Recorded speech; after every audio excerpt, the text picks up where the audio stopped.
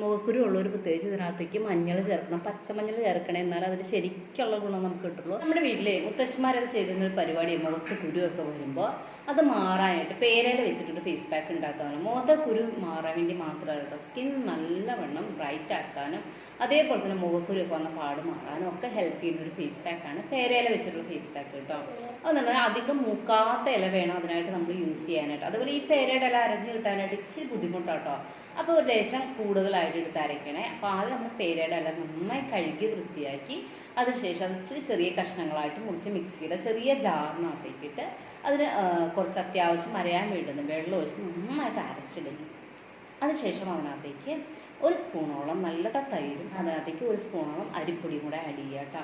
എന്നിട്ട് ഒരു തിക്കായിട്ടുള്ള ഒരു പേസ്റ്റ് രൂപത്തിലേക്ക് ഇതെടുക്കുക. അതല്ലാണ്ട് കട്ടിയായി പോയെങ്കിൽ നമ്മളത് ലേശം ലൂസാക്കാനായിട്ട് തൈര് തന്നെ യൂസ് ചെയ്യണേ.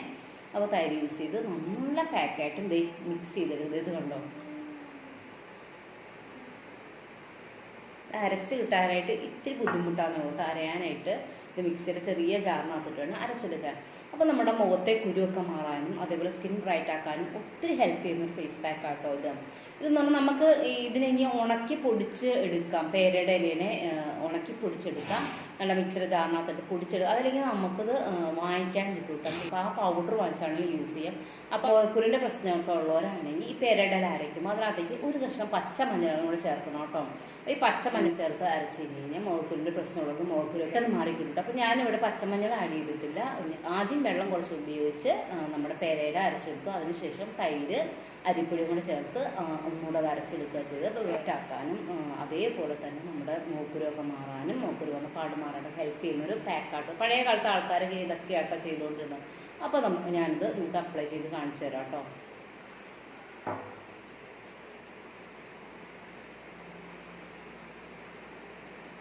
ഈ പേരയുടെ ഇല എടുക്കുമ്പോൾ കുറച്ച് അധികം എടുത്ത് അരച്ചു കേട്ടോ. ഇത് ഞാനൊരു 10-12 ഇലയോളം ആട്ടോ എടുത്ത് അരച്ചത്. എന്നിട്ടൊന്ന് അരയാൻ ഭയങ്കര ബുദ്ധിമുട്ടായിരുന്നു. അപ്പോൾ ഇച്ചിരി അധികം എടുത്ത് അരച്ചോ. നമുക്കിത് ഫ്രിഡ്ജിലെടുത്ത് സൂക്ഷിക്കാം കേട്ടോ.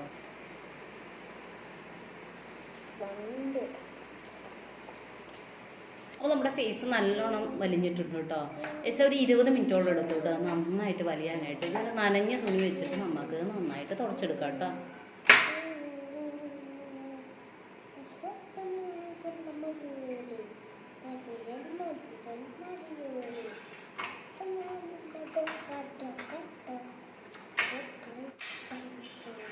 നല്ല റിസൾട്ടാട്ടോ.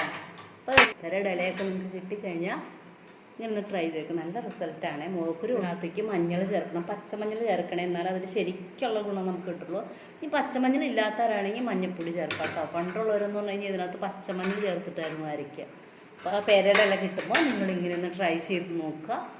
പിന്നെ പറഞ്ഞാൽ മുഖക്കുരു ഉള്ളവർ ഇത് കുറച്ച് ദിവസം അടുപ്പിച്ച് തന്നെ യൂസ് ചെയ്യണം കേട്ടോ. ഇത് പച്ചമഞ്ഞളും കൂടെ ചേർത്തിട്ട് അടുപ്പിച്ച് തന്നെ യൂസ് ചെയ്യുക കേട്ടോ. തീർച്ചയായിട്ടും നല്ലൊരു റിസൾട്ട് നിങ്ങൾക്ക് കിട്ടും കേട്ടോ. തീർച്ചയായിട്ടും റിസൾട്ടാട്ടോ. അപ്പോൾ ഈ പേരയുടെ ഇലയൊക്കെ കിട്ടുമ്പോൾ ഇങ്ങനെ ഒന്ന് നിങ്ങൾ ട്രൈ ചെയ്ത് നോക്കട്ടോ. നല്ല റിസൾട്ടായിരിക്കും.